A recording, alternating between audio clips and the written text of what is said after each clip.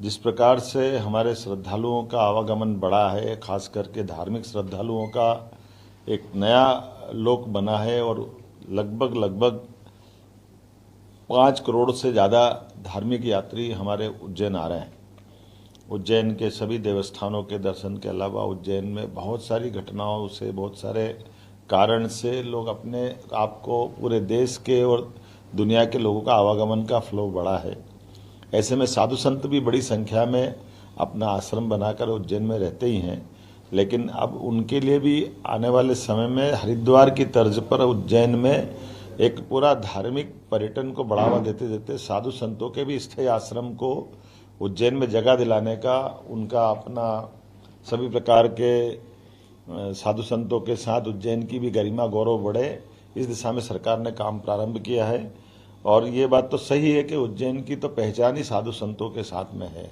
हमारे संत, महंत, महामंडलेश्वर, शंकराचार्य, इनकी गौरव गरिमा उपस्थिति हजारों साल से उज्जैन की प्रतिष्ठा बढ़ाती आई है। ऐसे में स्वाभाविक रूप से हम सबका फर्ज बनता है, विकास के मामले में हमारी सरकार उज्जैन में साधु संतों के लिए परमानेंट एक तरह से धार्मिक नगरी का कुछ हिस्सा उनके लिए भी पूरा बनाया जाए। इसीलिए उज्जैन विकास प्राधिकरण के माध्यम से मध्य प्रदेश सरकार ने एक बड़ी योजना उज्जैन के लिए बनाई है, जिसके कारण से उज्जैन में हमारे 13 ही अखाड़ों के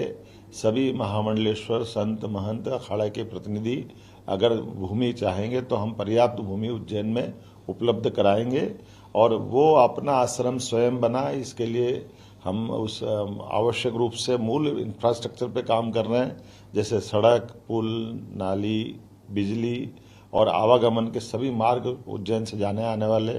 4 लेन, आवश्यकता पड़ेगी तो 6 लेन, और इस प्रकार की सुविधा जुटा रहे हैं, जिसके कारण से धार्मिक पर्यटन के लिए उनके साथ में आने वाले भक्तों को भी कोई कष्ट नहीं हो। और योजना भी इतनी अच्छी प्रकार से बनाई गई है कि 1 हेक्टेयर की भूमि में केवल 25% स्थायी निर्माण वो कर सकेंगे, बाकी हमारा 1/3 हिस्सा खाली रहेगा, जिसमें वो पार्किंग वगैरह की व्यवस्था पर्याप्त रूप से की जा सके।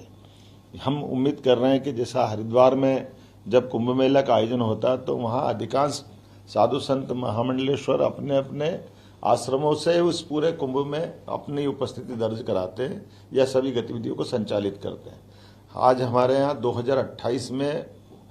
सिंहस्थ होने वाला है, तो स्वाभाविक रूप से हमने अपने बाकी निर्माण कार्य चालू किए हैं, लेकिन हम भूमि उपलब्ध करा करके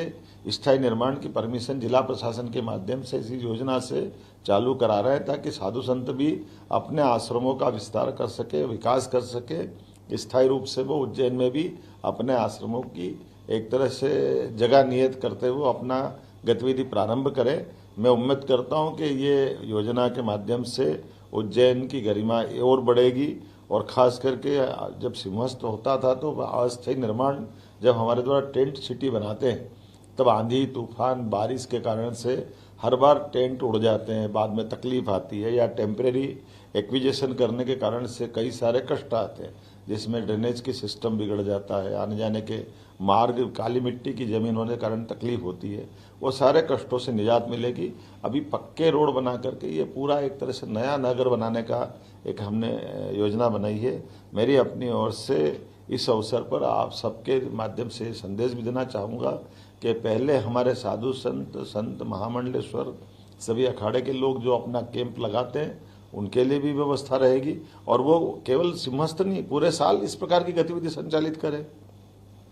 हर साल वो अपनी व्यवस्थाओं का हिस्सा बनाए। श्रीमद् भागवत का पारायण 7 दिन तक करने की परंपरा सी बनी है, और कई सारे लोग अपने अपने आश्रम में, आज भी स्थिति है कि उज्जैन में 4 से 5 लाख लोग प्रतिदिन उज्जैन में रहते हैं। ऐसे में उनके सारे प्रबंधन करने की जवाबदारी हमारी है। इसी के साथ साथ हमने एक और इसमें योजना बनाई है, साधु संतों के अतिरिक्त सभी सामाजिक संस्था, सभी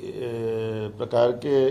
इन तरह की गतिविधियों को संचालित करने वाले सनातन धर्मियों के लिए भी पर्याप्त रूप से भूखंड हम रखने वाले हैं, ताकि यहाँ धर्मशालाएं, अन्न क्षेत्र या अपनी